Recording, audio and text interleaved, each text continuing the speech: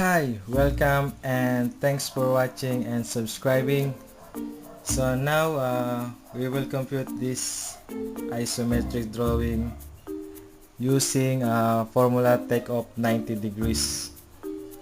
Formula 38.1 in millimeter and 1.5 for inch. Okay, so we have a 3 question here,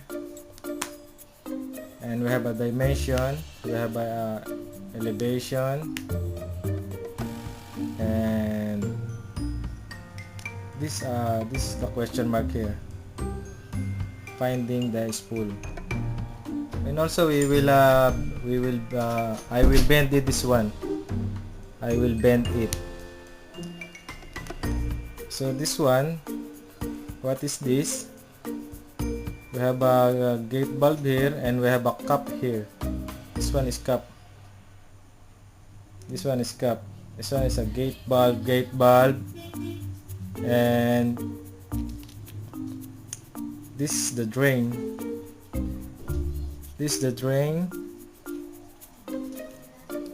and this one is the vent. This is a very important vent and a drain. When using the hydro testing, pneumatic, this is a very important vent and a drain. So anyway, we will compute this finding the spool using formula 90 degrees takeoff. 90 degrees formulas 1.5 or 38.1. Okay, why 90 degrees? Because all this elbow is 90 degrees. All this 90 degrees. So if you bend this one, first we will bend it. If you bend this one, our orientation north, our northing is here. This is our north. Okay, if you bend this one, first this line, and then go up, and then going to the north, this line going to the north, so this like that, and going to the east. Okay. So this is the wire bending on this isometric. Okay, see, 1 2 going up, and then going to the north, this line, and going to the east. So see also our elevation 13,000, and we have elevation here 10,000. Okay, so where there are different elevation. Look, this line the elevation 10,000, and this line is elevation 13,000.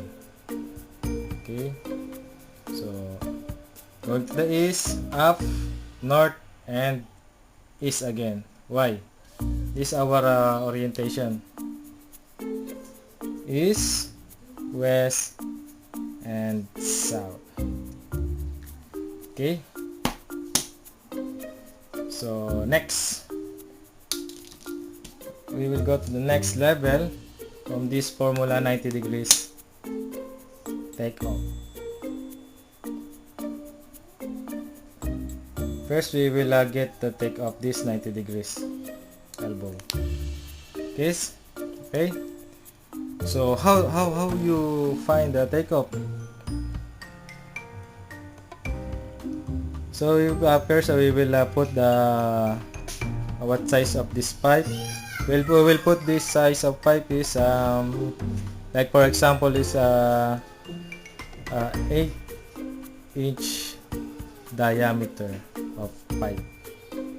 Okay, so let's start for the computation. So for the 90 degrees, this is number 1,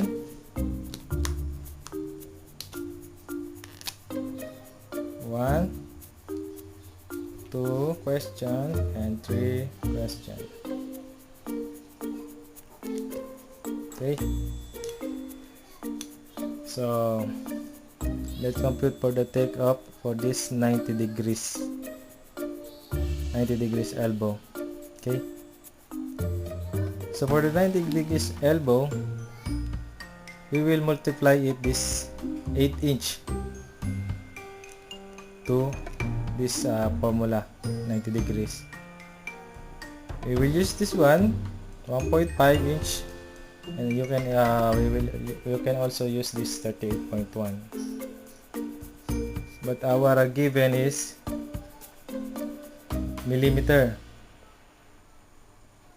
Okay, this all millimeter, so we will use it this one direct it 38.1. So 38.1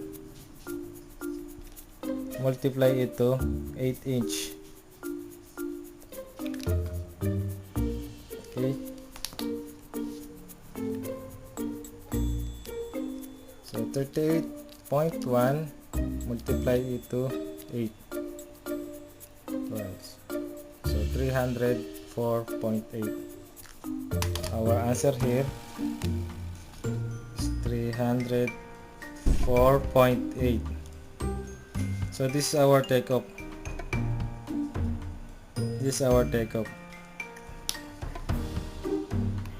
So we can solve it this question number 1. So 6,000 minus it from the take-up 304.8 equals 5695.2. So our spool here is 569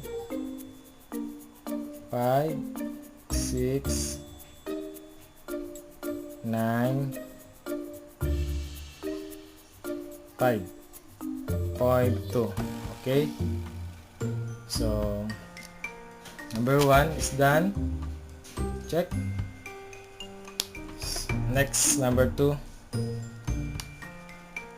Same take off, because all this one is 90 degrees elbow.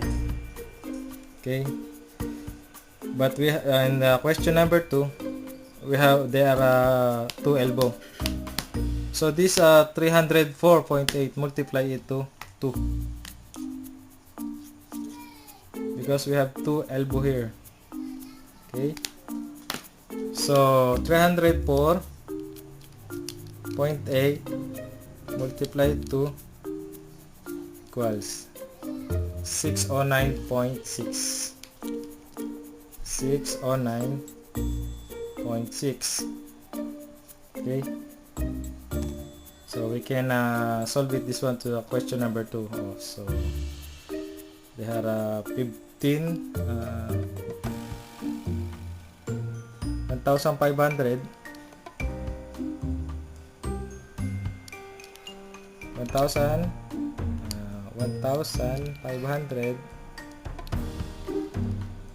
minus ito 609.6 equals. So this is our answer for the number 2, 890.0. 890.4.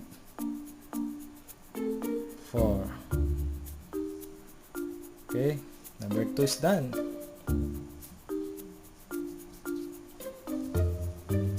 Next, number 3.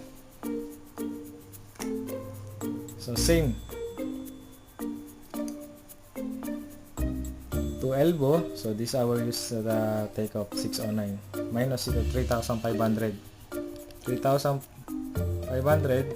minus ito 609.6 equals. So this is our answer. 2890. 2890.4. Okay. So number 3 is done. So all question is finish. 1, 2, 3. Okay. So thanks for watching, and thanks for subscribing. So I hope you have understand and you have learned today. Bye. See you next time.